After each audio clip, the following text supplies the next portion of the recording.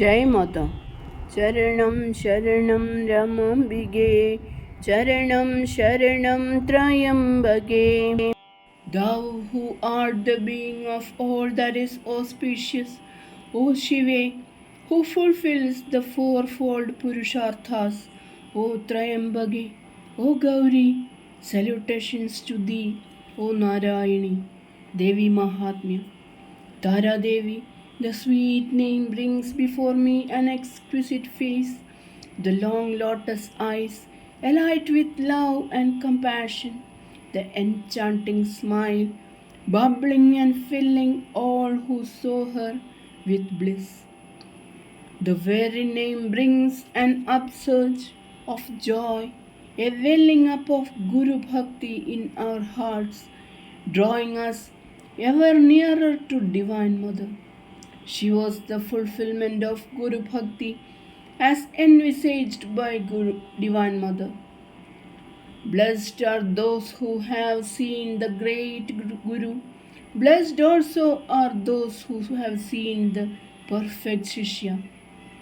She walked the earth but was ever beyond and apart, existing for and in her beloved, the Divine Mother. In her was the striking simplicity of utter purity, coupled with a divine dignity that evoked reverence. Her life was a song of love and dedication, every breath a ceaseless worship at the altar of Guru Bhakti. She was a hollow flute in the divine hands of Mother to play the celestial song. Looking back, a flood of memories arise. We were at Divine Mother's abode at Tellicherry in 1949 when one day Mother said, "Tara is coming today." Just that and no more. Seeing Mother's look of joyful anticipation, we wondered who Tara was. From the first meeting, we were drawn to her flower-like beauty and innocence. It was as if we had known her all our lives. We saw the great love and trust that Mother had in the young girl. Her singular faith in Divine Mother, her complete lack of ego, seemed extraordinary in one so young. We were eager to know more about Tara, and one day Mother told us of Tara's life and experiences. She was the only daughter of Mother's eldest brother, Sree Kudupi Padmanabha Shenai. Her mother was a lady of pity and greatly devoted to Divine Mother. A sannyasin had predicted when Tara was a baby that at the age of 13, a divine touch would transform her, and from then on, her life would be dedicated to the divine. The child grew up pure and simple, and in her 6th year had the darshan of Mother. In that first darshan itself, inner illumination of Mother's divinity came to the little girl. From then on, she had no other God but Mother. By then, Divine Mother's total absorption in God was known to her family. Remembering the sannyasin's words, the father did not allow Tara to see Divine Mother. The girl had to undergo great trials because of the implacable attempts of her father and others to keep her away from Mother. Yet, in the midst of all this, Tara's heart was an ever tranquil lake, mirroring only one who was her God and adored deity. God's ways are inscrutable. They supervene over man's worldly designs to accomplish the divine work. Once Divine Mother travelled from Tellicherry to Mangalore to attend her brother's wedding. It so happened that Tara too was there. That night, Mother was with devotees, singing kirtans and merging in Krishna Bhava far into the night. By midnight, all went to sleep. Tara was near Mother. Seeing the young girl still awake, Mother placed her hand tenderly on her heart and told her to sleep.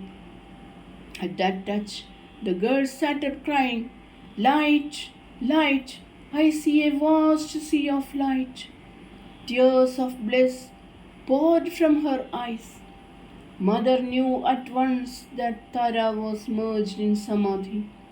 For 4 days she was in that superconscious state, experiencing divine darshans of Krishna and other deities, interspersed with words describing the divine realms and speaking abstruse truths from Puranas.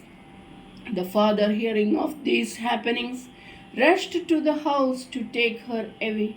She shook her, calling her by name, but there was no response. Finally, Divine Mother went near her and whispered in her eyes, "Tara, your father has come to take you. You have your duty to your parents. So come back, for I have come to establish Dharma." The divine touch had made her soar to that absolute merger. Again, it was the divine touch that brought her back to the world of duties. Speaking about this incident in later years, Divine Mother made us understand that her touch on Tara was not a transmission of power. What her touch accomplished was the awakening of Tara's dormant divinity. The next few years were a period of fairy trials for Tara. During those crucial times, it was Divine Mother's father who consoled Tara and assured her that one day she would be with Divine Mother and serve her ever after. He knew that Tara was a divine being who had taken birth to serve and help Divine Mother in her great mission. As time passed, Tara's father, through a miraculous incident brought about by his daughter's faith, surrendered to the Divine Mother, and he gave Tara freedom to be with Mother on and off.